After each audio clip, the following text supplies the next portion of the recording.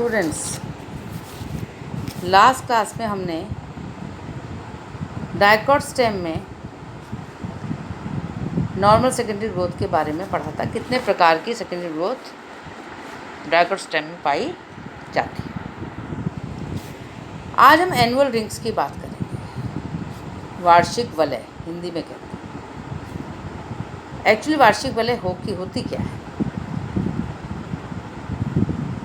एक साल में पौधा जो ग्रोथ करता है, सेकेंडरी ग्रोथ करता है, उसको हम वार्षिक वलय कहते हैं। बहुवर्षीय पादपों के द्वितीयक जाइलम में सेकेंडरी जाइलम ग्रोथ करेगा, सेकेंडरी ग्रोथ होगी तो द्वितीयक जाइलम में विभिन्न मोटाई के सेकेंडरी स्तर पाए जाते हैं। ये स्तर वलय या वलयों के रूप में पाए जाते हैं। इन्हें हम एनुअल रिंग्स या ग्रोथ रिंग्स कहते हैं। प्रत्येक वलय केंद्रीय अक्ष को घेरते हुए बनता है, यानी सेंटर में जो अक्ष है उसको घेरते हुए वलय बनेगी। वलय का बनना एधा की सक्रियता पर निर्भर करता है। किसकी सक्रियता पर निर्भर करता है? कैम्बियम।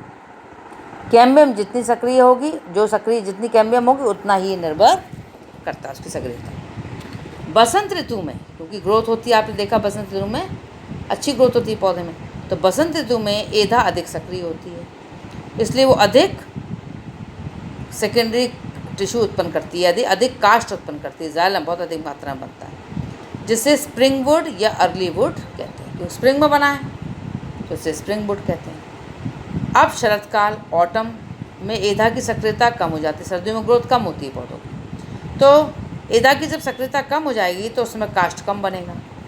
इस काष्ठ को हम ऑटम वुड या लेट वुड कहते हैं। तो ये एक साल में दो ग्रोथ हुई, एक हुई स्प्रिंग में और एक हुई ऑटम।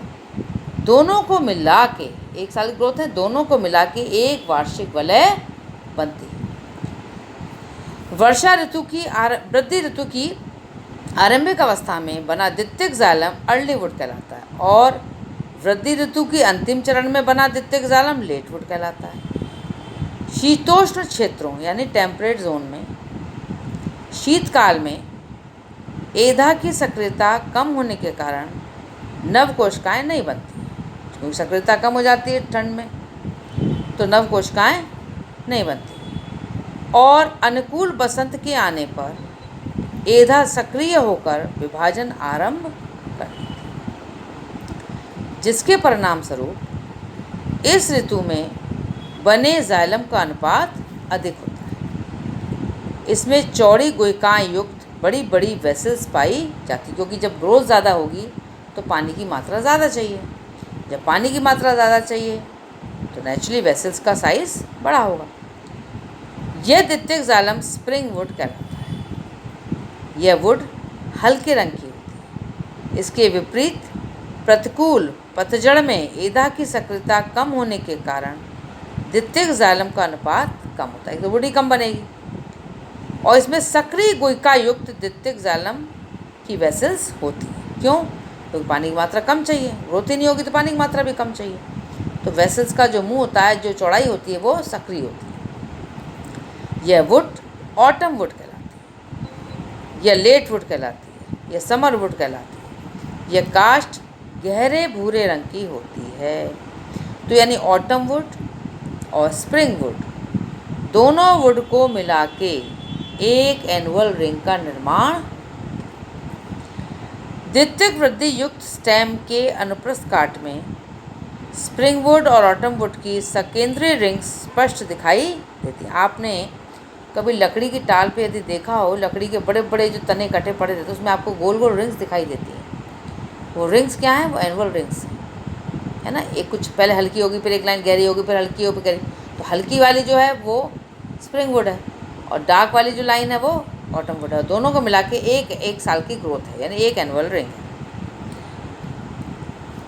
तो द्वितीयक वृद्धि युक्त स्टेम में अनुप्रस्थ काट में स्प्रिंग वुड और ऑटम वुड की सकेंद्रीय रिंग स्पष्ट दिखाई देती है। प्रत्येक रिंग में भीतर की ओर स्प्रिंग वुड और बाहर की ओर ऑटम वुड पाई जाती है। चौड़ी वलय स्प्रिंग वुड की और सक्रिय वलय ऑटम वुड की होती है, जो एनुअल रिंग्स में एकांतरित पाए जाते हैं। यानी एक बार ऑटम वुड, एक फिर स्प्रिंग वुड, फिर स्प्रिंग मतलब ऑटम वुड, ऑल्टरनेट दोनों पाई जाती है। पहले वो होगी फिर वो। एनुअल रिंग्स की संरचना गिनकर, याद रखना, एनुअल रिंग मतलब स्प्रिंग वुड और ऑटम वुड से मिलकर 1 साल की ग्रोथ। तो ऑटम जो एनुअल रिंग है, यदि उसकी संरचना हम गिन लें, मतलब उसकी संख्या गिन लें एनुअल रिंग की, कितने एनुअल रिंग है, तो वृक्ष की आयु ज्ञात करने में हमें आसानी होती है। एक एनुअल रिंग मतलब 1 साल, 2 एनुअल 2 साल, 3 एनुअल 3। इस तरह से वृक्ष की आयु ज्ञात करने के लिए जो एनुअल रिंग्स की संख्या को गिन के हम ज्ञात करते हैं, उस विज्ञान को, उसको हम डेंड्रोक्रोनोलॉजी कहते हैं। एनुअल रिंग्स के आधार पर वृक्ष की आयु ज्ञात नहीं की जा सकती है, बस कहते हैं, पर कई बार नहीं की जा सकती। क्यों? कभी कभी क्या होता है, एक वर्ष में 1 से अधिक एनुअल रिंग्स बन जाती हैं, जिन्हें स्यूडो एनुअल रिंग्स भी कहते हैं। लेकिन हम फिर भी मोटा मोटा इसको कर सकते हैं। इन रिंग्स के बनने का कारण सक्रिय वृद्धि ऋतु में आकस्मिक शुष्क काल का आ जाना है। एनुअल रिंग्स प्राय शीतोष्ण जलवायु में पाए जाने वाले वृक्षों का स्पेसिफिक करेक्टर टेम्परेट जोन, क्योंकि इस क्षेत्र में जलवायुवीय परिवर्तन स्पष्ट होते हैं। उष्ण कटिबंधीय वृक्षों में, यानी ट्रॉपिकल रीजन्स में, जहाँ अधिक टेम्परेचर होता है, ह्यूमिडिटी होती है, वार्षिक वलय नहीं बनते, क्योंकि वहाँ वर्ष भर जलवायु लगभग एक समान रहती है। यही कारण है कि एशिया महाद्वीप के वृक्षों की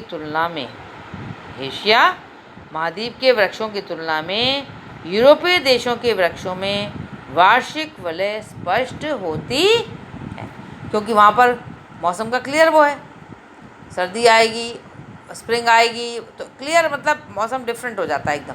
तो स्प्रिंग और ऑटम, तो इस तरह 2 क्लियर दिखाई देती हैं। जबकि यहाँ पर जो उनके परिवर्तन जो होते हैं वो स्पष्ट होते हैं, जलवायु परिवर्तन। हमारे परिवर्तन इतने स्पष्ट नहीं होते, उष्णकटिबंधीय जो इलाके हमारे, इसलिए वार्षिक वलय हमारे यहाँ स्पष्ट नहीं बनते एशिया महाद्वीप के अंदर।